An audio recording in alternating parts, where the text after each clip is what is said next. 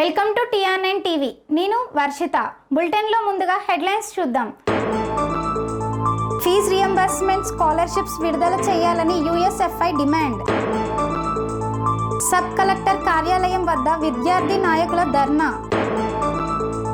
Pending బిల్లులు చెల్లింపుకు deputy CM హామీ. వన మహోత్సవంలో మొక్కలు నాటిన మంత్రి. బాధితుడికి అండగా నిలిచిన వాట్సాప్ గ్రూప్ ప్రతినిధులు. రేషన్ కార్డులు పంపిణీ చేయనున్న ముఖ్యమంత్రి. పెడనలో వైఎస్ రాజశేఖర్ రెడ్డి జయంతి వేడుకలు. బెజవాడ ఇంద్రకీలాద్రిపై శాకాంబరి ఉత్సవాలు. వైఎస్ఆర్ జయంతి వేడుకలు నిర్వహించిన వైఎస్ఆర్ నాయకులు. యాదగిరిగుట్టలో వైఎస్ఆర్ జయంతి సందర్భంగా అన్నదానం.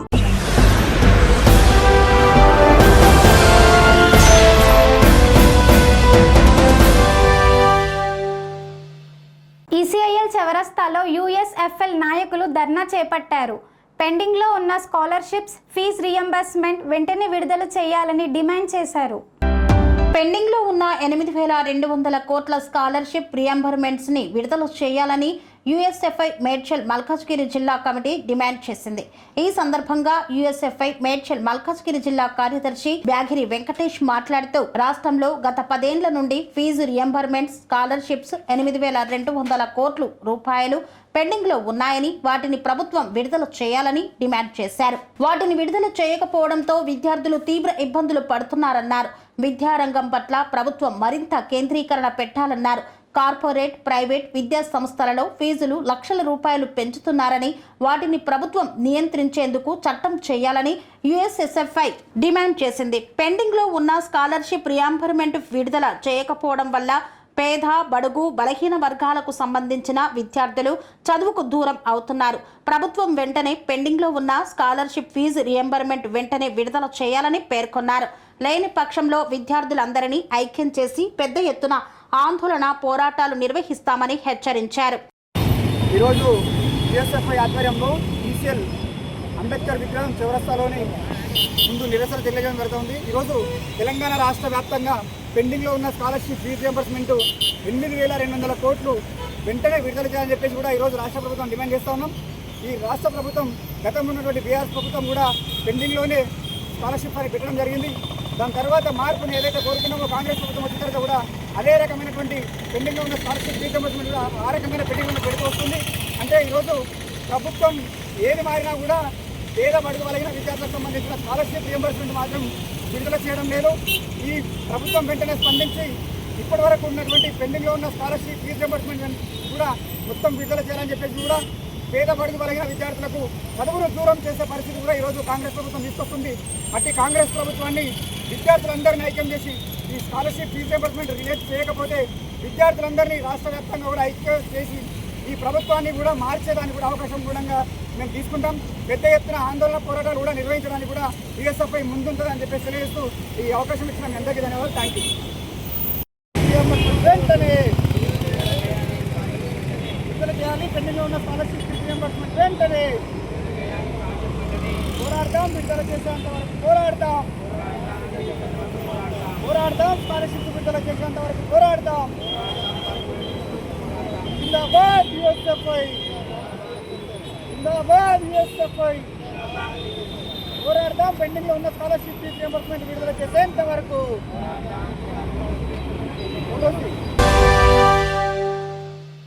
పెండింగ్లో ఉన్న ఫీజ్ రియంబర్స్మెంట్ స్కాలర్షిప్స్ వెంటనే విడుదల చేయాలని డిమాండ్ చేస్తూ నల్గొండ జిల్లా సబ్ కలెక్టర్ కార్యాలయం ఎదుట ధర్నా నిర్వహించిన SFI విద్యార్థి సంఘం. పెండింగ్ లో ఉన్న ఫీజు రియంబర్మెంట్ స్కాలర్షిప్స్ వెంటనే విడుదల చేయాలని డిమాండ్ చేస్తూ SFI విద్యార్థి సంఘం ఆధ్వర్యంలో నల్గొండ జిల్లా మిర్యాలగూడ సబ్ కలెక్టర్ కార్యాలయం ఎదుట ధర్నా చేపట్టారు. అనంతరం సబ్ కలెక్టర్ కార్యాలయంలో వినతి పత్రాన్ని సమర్పించారు. ఈ సందర్భంగా వారు మాట్లాడుతూ గత 6 ఏళ్లుగా రాష్ట్రంలో ఫీజు రియంబర్స్మెంట్ స్కాలర్షిప్స్ విడుదల చేయలేదని, దాదాపు 8,400 కోట్ల రూపాయలకు పైగా పెండింగ్లో ఉన్నాయన్నారు. ఫీజు రియంబర్మెంట్ స్కాలర్షిప్స్ విడుదల చేయకపోవడం వల్ల inter, degree, BTech, MBBS, nursing చదువుతున్న విద్యార్థులు తీవ్ర ఇబ్బందులకు గురవుతున్నారన్నారు. తమ విద్యను పూర్తి చేసుకొని ఉన్నత విద్యకు వెళ్లాలంటే సర్టిఫికెట్స్ ఖచ్చితంగా అవసరం కావడంతో ప్రైవేట్ కళాశాలలు ఫీజు రియంబర్మెంట్ రాలేదు కాబట్టి కాలేజీ ఫీజు మొత్తం కడితేనే సర్టిఫికెట్స్ ఇస్తామని అంటున్నారు. దీనివల్ల పేద విద్యార్థులు ఉన్నత విద్యకు దూరం అవుతున్నారు. గతంలో సీఎం రేవంత్ రెడ్డి పెండింగ్ లో ఉన్న ఫీజు రియంబర్మెంట్ స్కాలర్షిప్స్ విడుదల చేస్తామని బహిరంగంగా ప్రకటించి ఏడాది గడుస్తున్నా విడుదల చేయని దుస్థితి నెలకొంది. ప్రభుత్వాలు మారిన పాలన మారడం లేదు. ప్రభుత్వం అధికారులు స్పందించి పెండింగ్ లో ఉన్న ఫీజు రియంబర్మెంట్ స్కాలర్షిప్స్ వెంటనే విడుదల చేయాలని, లేదంటే ఎస్ఎఫ్ఐ ఆధ్వర్యంలో తాము విద్యార్థులతో రాష్ట్ర వ్యాప్తంగా పెద్ద ఎత్తున ఉద్యమాలు నిర్వహిస్తామని హెచ్చరించారు. డిమాండ్ చేస్తున్నాం. ఈ స్కాలర్షిప్ ప్రభుత్వ భిక్ష కాదు, మా హక్కు అనేసి విద్యార్థులకు అంతా కూడా కదిలి ఈరోజు సబ్ కలెక్టర్ ఆఫీస్ ముందు ధర్నా నిర్వహించడం జరుగుతుంది. ఈ ధర్నానైనా ఉద్దేశించిన తక్షణమే ఫీజు రియంబర్మెంట్ స్కాలర్షిప్ విడుదల చేయకపోతే రేవంత్ రెడ్డిని ఇల్లు కూడా ముట్టడిస్తాం, ఇక్కడ ఉన్నటువంటి ఎమ్మెల్యేలని మంత్రులని ఎవరిని కూడా రోడ్డు మీద తిరగకుండా ముట్టడి చేస్తామని ఎస్ఎఫ్ఐగా హెచ్చరిస్తున్నాం. ఎస్ఎఫ్ఐ మిర్యాలగూడ డివిజన్ కమిటీ ఆధ్వర్యంలో స్థానిక సబ్ కలెక్టర్ కార్యాలయం ముందు ధర్నా నిర్వహించడం జరిగింది. ఈ ధర్నా గల ముఖ్య ఉద్దేశం ఏంటంటే తెలంగాణ రాష్ట్రంలో రెండోసారి అధికారంలో వచ్చిన కాంగ్రెస్ ప్రభుత్వం మేము అధికారంలో వచ్చిన తర్వాత విద్యాశాఖలో అనేక మేనిఫెస్టోలు ప్రకటించడం జరిగింది. కానీ ఇప్పటి వరకు సంవత్సరం ఏడాదిన్నర గడుస్తున్నా కూడా ఇప్పటి వరకు ఏ ఒక్క హామీని అమలు చేసిన పాపాన పోలేదని చెప్పేసి ఈ ప్రభుత్వానికి చెప్తా ఉన్నాం. ఇప్పటి వరకు లిక్కర్కు మినిస్టర్ ఉండు కానీ విద్యాశాఖకు మినిస్టర్ లేకపోవడం మా బాధాకరం అని చెప్పేసి ఈ ప్రభుత్వానికి హెచ్చరిస్తా ఉన్నాం. తక్షణమే పెండింగ్లో ఉన్న స్కాలర్షిప్లు ఫీజు రియంబర్స్మెంట్ విడుదల చేయకుంటే ఈ రాష్ట్ర ప్రభుత్వం గడిలు వంచే వరకు ఎస్ఎఫ్ఐగా ఉద్యమాలు చేస్తామని చెప్పేసి హెచ్చరిస్తా ఉన్నాం. ఈ ప్రభుత్వము నెల నెల జీతాలు తీసుకుంటా ఉంది, ఎమ్మెల్యేలు ఎంపీలు కానీ ఇప్పటివరకు చదువుకున్న విద్యార్థులకు 8 నెలల నుంచి మెస్ ఛార్జీలు విడుదల చేయకుండా, అదేవిధంగా 8,000 కోట్ల స్కాలర్షిప్లను విడుదల చేయకుండా ఈ ప్రభుత్వం కాలయాపన చేస్తూ ఉన్నది. తక్షణమే విద్యార్థులకు స్కాలర్షిప్లు మెస్ ఛార్జీలు విడుదల చేయకుంటే ఎస్ఎఫ్ఐ ఆధ్వర్యంలో ఉద్యమాలు చేస్తామని చెప్పేసి హెచ్చరిస్తా ఉన్నాం. గుండ్లపల్లి నుండి పొత్తూరు వరకు డబల్ రోడ్ పనులు నిధులు లేక నిలిపివేశారు. పెండింగ్ బిల్లుల చెల్లింపుకు హామీ ఇచ్చిన ఉప ముఖ్యమంత్రి బట్టి విక్రమార్క. కరీంనగర్ జిల్లా గన్నేరువరం మండలం గుండ్లపల్లి నుండి పొత్తూరు మార్గంలో డబుల్ రోడ్డు పనులు నిలిపివేతకు కారణమైన పెండింగ్ బిల్లుల చెల్లింపునకు రాష్ట్ర ఉప ముఖ్యమంత్రి, రాష్ట్ర ఆర్థిక మంత్రి మల్లు భట్టి విక్రమార్క హామీ ఇచ్చారు. మానుకొండూరు ఎమ్మెల్యే డాక్టర్ కవంపల్లి సత్యనారాయణ నేతృత్వంలో గన్నేరువరం మండల కాంగ్రెస్ నాయకులతో హైదరాబాద్లోని సచివాలయంలో బట్టిని కలిసినప్పుడు ఈ మేరకు ఆయన స్పష్టమైన హామీ ఇచ్చారు. 71 కోట్లతో చేపట్టిన గుండ్లపల్లి పొత్తూరు మార్గంలో చేపట్టిన డబల్ రోడ్డు నిర్మాణ పనులకు బిల్లులు మంజూరు కాకపోవడంతో కాంట్రాక్టర్ పనులు ఆపివేయడంతో రోడ్డు పనులు అర్ధాంతరంగా నిలిచిపోయాయని, దీంతో ప్రజలు, వాహనదారులు ఇబ్బందులకు గురవుతున్నారని, మరీ ముఖ్యంగా వర్షాకాలంలో మరింత అవస్థలు పడాల్సి వస్తుందని వారు ఈ సందర్భంగా తెలిపారు. హుస్నాబాద్లో పర్యటించిన మంత్రి పొన్నం ప్రభాకర్ మినీ స్టేడియంలో వన మహోత్సవ కార్యక్రమంలో పాల్గొని మొక్కలు నాటారు. సిద్దిపేట జిల్లా హుస్నాబాద్లో పర్యటించారు మంత్రి పొన్నం ప్రభాకర్, వాకిటి శ్రీహరి. హుస్నాబాద్లో మినీ స్టేడియాన్ని సందర్శించిన మంత్రులు పొన్నం ప్రభాకర్, వాకిటి శ్రీహరి. హుస్నాబాద్ యువకుల్లో క్రీడా స్ఫూర్తిని నింపారు మంత్రులు. వన మహోత్సవం సందర్భంగా మినీ స్టేడియం గ్రౌండ్లో మొక్కలు నాటిన మంత్రులు పొన్నం ప్రభాకర్, వాకిటి శ్రీహరి, సాట్ చైర్మన్ శివసేనారెడ్డి అధికారులు. ఈ సందర్భంగా కబడ్డీ ఆడి యువకుల్లో, విద్యార్థుల్లో ఉత్సాహాన్ని నింపి అలరించిన మంత్రులు పొన్నం ప్రభాకర్, వాకిటి శ్రీహరి. ఈ కార్యక్రమంలో జిల్లా కలెక్టర్ హైమావతి, సాట్ ఎండి సోని బాలాదేవి, అడిషనల్ కలెక్టర్ గరిమా అగర్వాల్, జిల్లా గ్రంథాలయ సంస్థ చైర్మన్ లింగమూర్తి, ఇతర నాయకులు పాల్గొన్నారు. ఈరోజు హుస్నాబాద్లో స్టేడియం అభివృద్ధికి సంబంధించి గౌరవ క్రీడల శాఖ మంత్రి శ్రీహరి గారు, అదేవిధంగా sports authority chairman Shivasena Reddy garu ఇక్కడికి తీసుకురావడం జరిగింది. వారు తప్పకుండా హుస్నాబాద్ ప్రాంతంలో గ్రామీణ ప్రాంతము క్రీడల అభివృద్ధికి అన్ని రకాల సహకారం చేస్తామని చెప్పినారు. ఇటీవల కాలంలో ఈతకు వెళ్ళిన పిల్లలు చాలామంది చెరువులలో పడి చనిపోతున్న దృష్ట్యా హుస్నాబాద్ కేంద్రంలో పిల్లలు ఈత నేర్చుకోవడానికి ఒక స్విమ్మింగ్ పూల్ కావాలనగానే మానవత్వంతో వారు హృదయంతో మాకు స్విమ్మింగ్ పూల్ శాంక్షన్ చేస్తామని చెప్పినారు. వారికి హృదయపూర్వకంగా ధన్యవాదాలు. అదేవిధంగా ఫుట్బాల్ గ్రౌండ్ కూడా శాంక్షన్ చేస్తామని చెప్పినారు, దానికి కూడా ధన్యవాదాలు. క్రికెట్ గ్రౌండ్కు స్థలం కేటాయించగానే తప్పకుండా దాన్ని కూడా గౌరవ ముఖ్యమంత్రి గారి దగ్గరికి తీసుకెళ్లి అది కూడా అనుమతిస్తామనే మాట చెప్తా ఉన్నారు. దానికి సంబంధించి కొంచెం స్థల సేకరణ విషయం ఉంది. ఇవి 2 విషయాల్లో వారికి హృదయపూర్వకంగా ధన్యవాదాలు. నేను ఈ సందర్భంగా హుస్నాబాద్ ప్రాంత క్రీడాకారులందరినీ, క్రీడా ప్రేమికుల్ని, అదేవిధంగా ఫిజికల్ ఎడ్యుకేషన్ టీచర్స్ను, పేరెంట్స్ని అందరినీ కూడా కోరుతా ఉన్నా ఈ ప్రాంతం ఆటల్లో నెంబర్ 1 ఉండే విధంగా ప్రభుత్వం తెచ్చిన స్పోర్ట్స్ పాలసీని కావచ్చు, యంగ్ ఇండియా స్పోర్ట్స్ యూనివర్సిటీని వినియోగించుకొని రాబోయే కాలం లోపల ఇప్పటికే కబడ్డీకి సంబంధించి దేశంలోనే హుస్నాబాద్ పేరు తీసుకొచ్చినారు. అదేవిధంగా అన్ని క్రీడల్లో దేశంలోనే హుస్నాబాద్ ప్రాంత పేరు తేవాలని ఆకాంక్షిస్తా ఉన్నాం.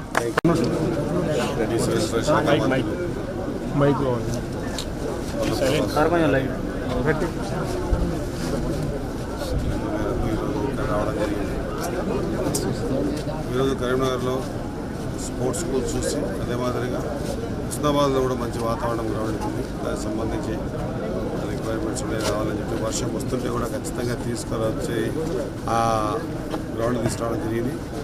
అన్న కోరిక మేరకు తనైతే కోరిన స్విమ్మింగ్ పూల్ కూడా ఖచ్చితంగా శాంక్షన్ ఇవ్వడం ఒకటే కాకుండా ఇంకా రాబోయే రోజుల్లో ఈ గ్రౌండ్ సంబంధించి స్పోర్ట్స్ సంబంధించి లేదా నా సబ్జెక్ట్స్ అయిన ఫిషరీ కానివ్వండి లేదా యూత్ సర్వీసెస్ కానివ్వండి ఏ విషయంలో కూడా అన్న ఏది చెప్తే అది ఇవ్వడానికి సిద్ధంగా ఉన్నామన్నమాట మరొకసారి గుర్తు చేస్తూ ఆయన ఎట్లా పిలిచినప్పుడు ఏదైనా ఇయ్యందే వదలడం, పోవాలంటే ఏదైనా ఇచ్చే పోవాలి. ఖచ్చితంగా ఆయన ఆలోచన మేరకు ఆయన ఈ ప్రాంతం మీద ఈ ప్రాంతంలో ఉన్న యువకుల మీద ప్రేమతో ఇవన్నీ చేపిస్తున్నాడు. యువకులు కూడా ఆయన ప్రేమను ఆదరణను ఖచ్చితంగా ఒక పేరు తెచ్చే విధంగా ముందుకు పోవాలని కోరుకుంటున్నాను. మల్కాజ్గిరి నియోజకవర్గం చంద్రగిరి కాలనీలో షుగర్ వ్యాధితో కాలు కోల్పోయిన వ్యక్తికి అండగా నిలిచిన వాట్సాప్ గ్రూప్ ప్రతినిధులు. మల్కాజ్గిరి నియోజకవర్గం వినాయక నగర్ డివిజన్ పరిధిలోని చంద్రగిరి కాలనీలో అద్దె ఇంట్లో నివాసం ఉంటున్న 30 సంవత్సరాల వ్యక్తి అశోక్ షుగర్ వ్యాధి కారణంగా కుడికాలు ఇన్ఫెక్షన్ కావడంతో 20 రోజుల క్రితం వైద్యులు అశోక్ కుడికాలని తొలగించారు. అశోక్ జీవనోపాధి కోల్పోయి తనకు ఆర్థిక సంక్షోభం ఏర్పడడంతో ఇల్లు గడవడానికి వైద్యానికి కూడా డబ్బులు లేక ఇబ్బంది పడుతున్న విషయాన్ని మానవ సేవే మాధవ సేవ వాట్సాప్ గ్రూప్ సభ్యులు తెలుసుకొని సోమవారం బాధితునికి 20,000 రూపాయల ఆర్థిక సహాయాన్ని చెక్కు రూపంలో అందజేశారు. ఈ కార్యక్రమంలో మానవ సేవే మాధవ సేవ గ్రూప్ అడ్మిన్ కుమ్మరి రాజు, ప్రధాన కార్యదర్శి మహమ్మద్ రషీద్, వెంకటరమణ, అనిత తదితరులు పాల్గొన్నారు. అందరికీ నమస్కారము. ముందుగా మల్కాజ్గిరిలో ఉన్న పుర ప్రజలకు, అన్ని రాజకీయ పార్టీ నాయకులకు, కార్యకర్తలకు, తర్వాత అదేవిధంగా ఎన్జిఓలకు, లాయర్లకు అందరికీ మీ దృష్టికి తీసుకురావడం ఏంటంటే ప్రస్తుతం మనము మల్కాజ్గిరి నియోజకవర్గంలోని కృపా కాంప్లెక్స్ వద్ద ఉన్నాము. వీడియోలో కనిపిస్తున్న అతని పేరు అశోక్, 30 సంవత్సరాలు. ఏమైందంటే ఇతనికి కాలు దెబ్బ తగిలి తర్వాత షుగర్ ఎక్కువ అవడంతో రైట్ లెగ్ పూర్తిగా తీసేయడం జరిగినది. సదరు విషయాన్ని మా మానవ సేవ వాట్సాప్ గ్రూప్ సభ్యురాలైన అనితక్క సదరు విషయాన్ని గ్రూపు మా దృష్టికి తీసుకొస్తే మానవతా దృక్పథంతో ఈరోజు మేము గ్రూప్ సభ్యులము, తర్వాత మాతో పాటు మా ఇంకో ఫ్రెండ్ ప్రవీణ్, మా బేగాస్ హై స్కూలు మిత్ర బృందం కలిసి ఇవాళ కొంచెము చెక్ ఇవ్వడానికి వచ్చాము. ఇంకా మీతో విన్నవించుకునేది ఏంటంటే మల్కాజ్గిరిలో ఉన్న అందరూ ప్రజలు కానీ నాయకులు కానీ మానవతా దృక్పథంతో, ఎందుకంటే ఇప్పుడు అశోక్కి కాలు లేదు, అంతకుముందుకు డీజేలో పనిచేస్తుండే. ఇప్పుడు ఆయన పనిచేయలేని పరిస్థితి. ఇక్కడ వీడియోలో కనిపిస్తున్న వాళ్ళ భార్య ఏకశిల. ఇక్కడ ఏంటంటే వాళ్ళది ఇది రెంటెడ్ హౌస్, తర్వాత వాళ్ళకి పిల్లలు లేరు. ఇప్పుడు వాళ్ళకి వేరే ఆధారం లేదు. ఇక్కడ మెడికల్కి ముఖ్యంగా ముందుగా ఆయనకు మెడికల్ కోసం చాలా అవసరం ఉంది. దయచేసి మల్కాజ్గిరిలో ఉన్న అందరూ నాయకులు, ప్రజలందరూ మానవతా దృక్పథంతో మీకు ఎంత దోస్తే అంత అశోక్కి సాయం చేయవలసిందిగా మా మాధవ సేవ గ్రూప్ తరఫున మిమ్మల్ని రిక్వెస్ట్ చేస్తున్నాము. ఇవాళ మా గ్రూప్ తరఫున ఒక 20,000 రూపాయలు ఉడతా భక్తిగా మేము ఇవాళ అశోక్ ఇవ్వడానికి వచ్చినాము. దయచేసి తిరుమలగిరి మున్సిపాలిటీ నందు నిర్వహించనున్న రేషన్ కార్డుల పంపిణీ కార్యక్రమంలో పాల్గొననున్న ముఖ్యమంత్రి. సూర్యాపేట జిల్లా తుంగతుర్తి నియోజకవర్గం తిరుమలగిరి మున్సిపాలిటీ నందు ఈ నెల 14వ తేదీన రాష్ట్ర ముఖ్యమంత్రి రేషన్ కార్డులు పంపిణీ కార్యక్రమంలో పాల్గొననున్నారు. ఈ నేపథ్యంలో సభా ఏర్పాట్లను పరిశీలించారు జిల్లా కలెక్టర్ తేజస్ నందలాల్ పవర్, జిల్లా ఎస్పీ నరసింహ, తుంగతుర్తి ఎమ్మెల్యే మందుల సామెర్. ఈ కార్యక్రమంలో జిల్లా అదనపు కలెక్టర్ పి రాంబాబు, జిల్లా అధికారులు, స్థానిక ప్రజాప్రతినిధులు తదితరులు పాల్గొన్నారు. పెడన వైఎస్ఆర్సీపీ పార్టీ కార్యాలయంలో డాక్టర్ వైఎస్ రాజశేఖర్ రెడ్డి జయంతి వేడుకలు ఘనంగా నిర్వహించారు. పెడన వైఎస్ఆర్సీపీ పార్టీ కార్యాలయంలో డాక్టర్ వైఎస్ రాజశేఖర్ రెడ్డి జయంతి వేడుకలను ఘనంగా నిర్వహించారు. పెడన వైసీపీ ఇన్ఛార్జ్ ఉప్పల రాము కార్యకర్తలతో కలిసి వైఎస్ రాజశేఖర్ రెడ్డి జయంతి సందర్భంగా కేక్ కట్ చేసి స్వీట్లు పంచిపెట్టారు. ఈ కార్యక్రమంలో కటకం ప్రసాద్ మాట్లాడుతూ మహానేత వైఎస్ రాజశేఖర్ రెడ్డి ఆయన రైతు కోసం అనేక పథకాలను తీసుకువచ్చి రైతు అన్ని విధాల అభివృద్ధి చెందే విధంగా కృషి చేసిన వ్యక్తి డాక్టర్ రాజశేఖర్ రెడ్డి అని పేర్కొన్నారు. నేడు ఆయన మన మధ్య లేకపోయినప్పటికీ ఆయన ఆశయాలు మనతోనే ఉన్నాయని వైసీపీ కార్యకర్తలు అందరూ రాజశేఖర్ రెడ్డి ఆశయాలు ఆదర్శంగా తీసుకొని ముందుకు వెళ్తారని తెలియజేశారు. ఈ కార్యక్రమంలో వైసీపీ నాయకులు కార్యకర్తలు పెద్ద ఎత్తున పాల్గొన్నారు. డాక్టర్ వైఎస్ఆర్ గారి 76వ జయంతిని పురస్కరించుకుని ఈరోజు డాక్టర్ వైఎస్ఆర్ గారు మన మధ్య లేకపోయినప్పటికీ కూడా వారి యొక్క ఆదర్శాలు ఆయన చూపించినటువంటి బాటలో పయనిస్తామని ముందుగా వైఎస్ఆర్ కాంగ్రెస్ పార్టీ తరఫున తెలియజేసుకుంటూ, డాక్టర్ వైఎస్ రాజశేఖర్ రెడ్డి గారు అనగానే ముందుగా గుర్తుకు వచ్చేది రైతులు.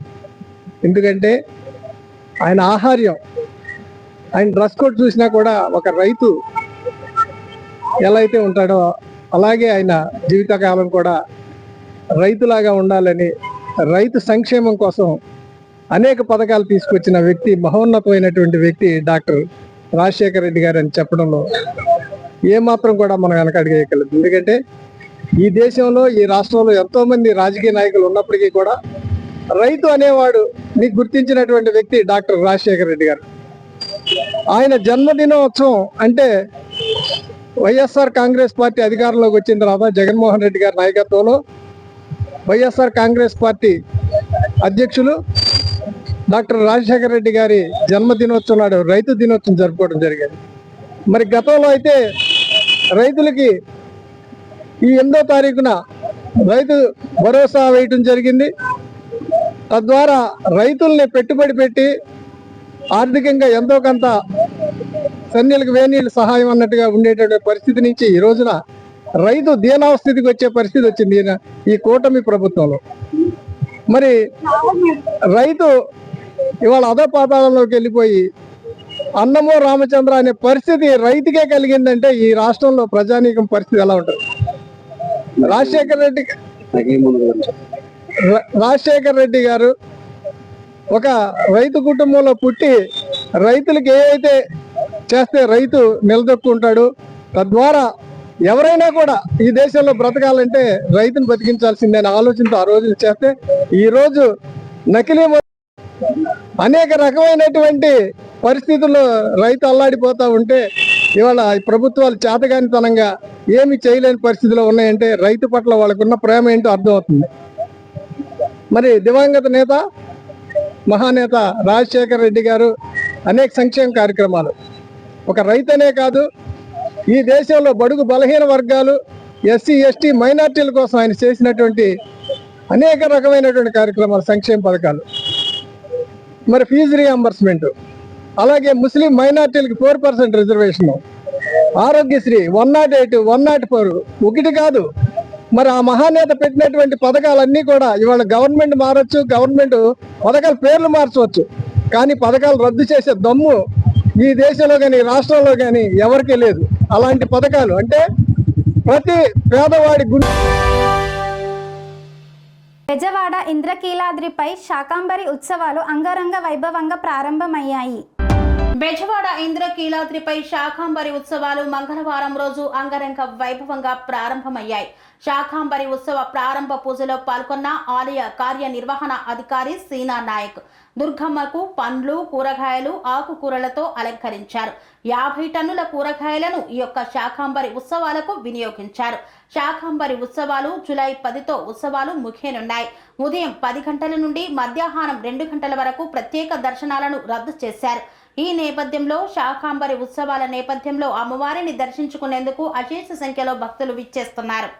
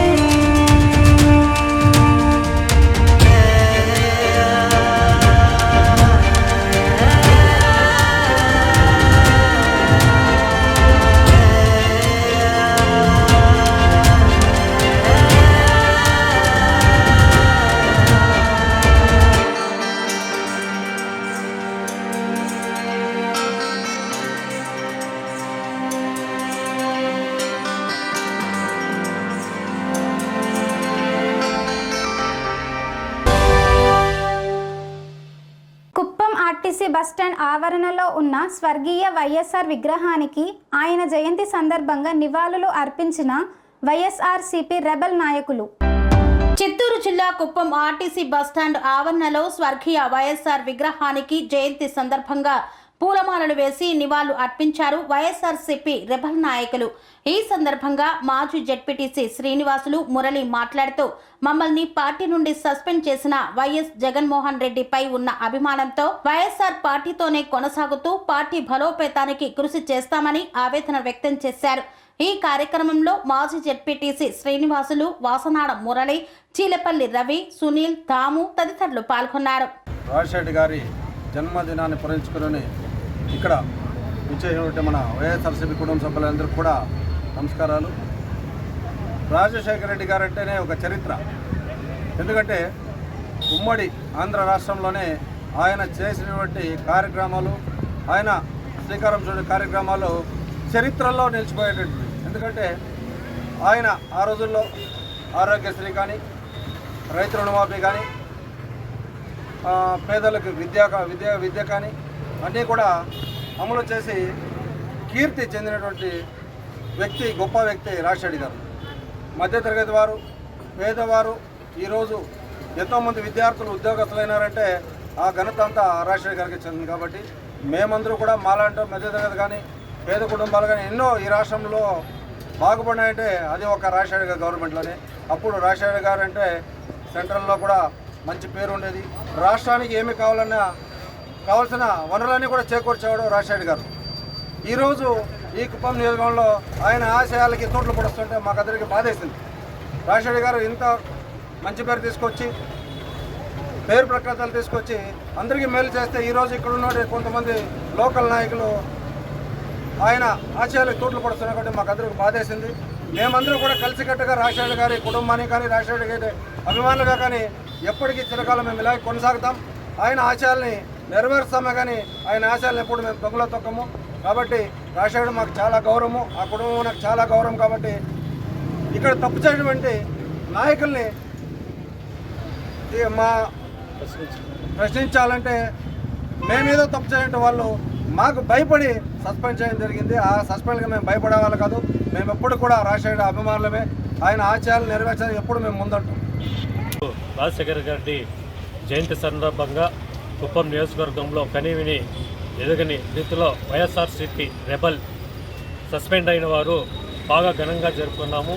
ఈ జయంతి జరుపుకోవడానికి కారణం ఏమంటే రాజశేఖర రెడ్డి గారు ముఖ్యమంత్రిగా ఉన్నప్పుడు ఉచిత రైతులకు కరెంటు కానీ, ఆరోగ్యశ్రీ కానీ, కుప్పంలోనే ఆరోగ్యశ్రీని స్టార్ట్ చేస్తున్నారు.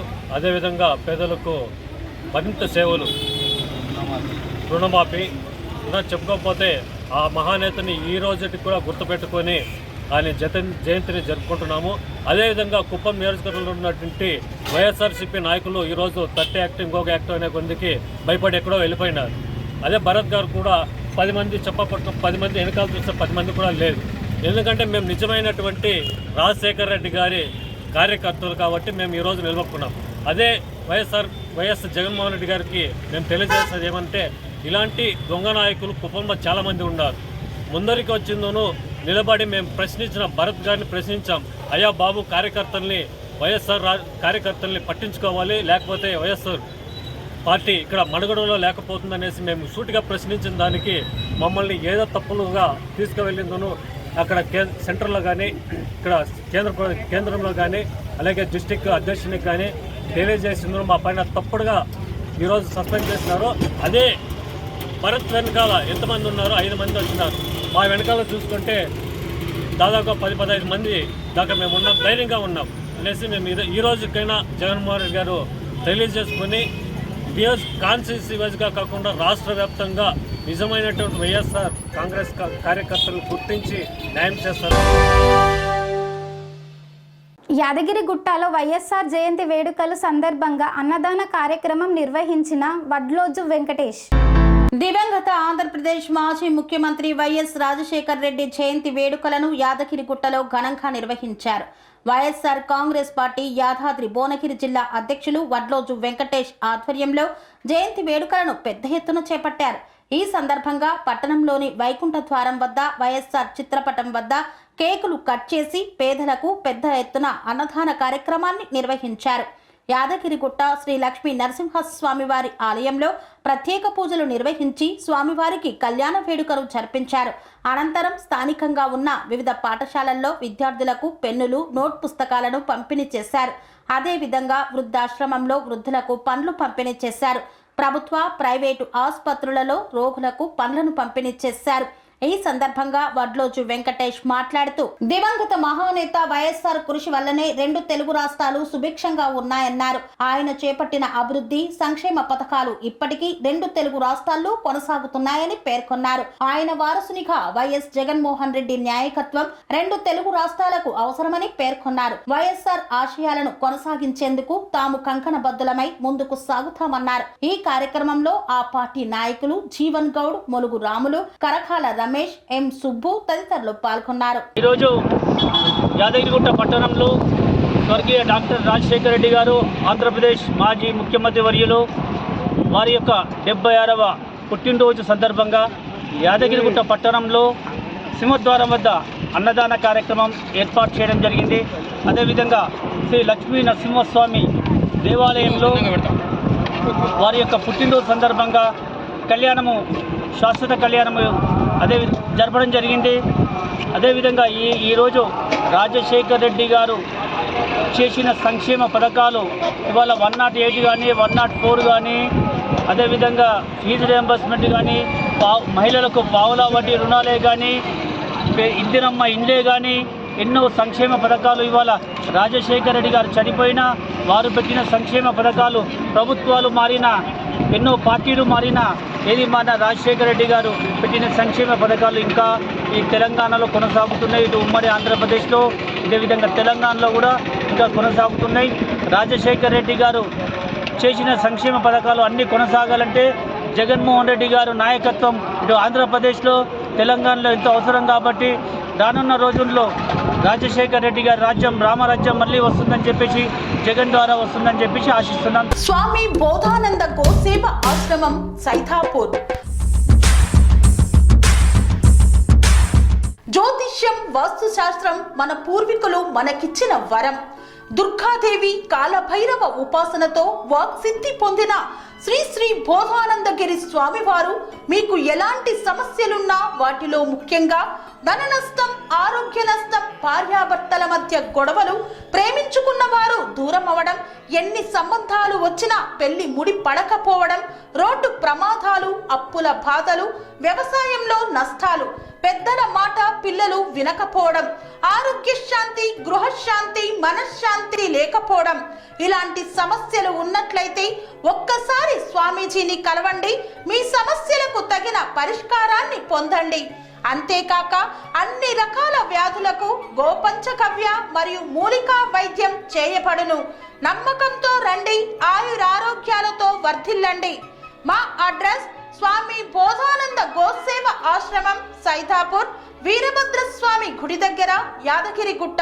సంప్రదించవలసిన నెంబర్ 9849213754 మరియు 9618034138.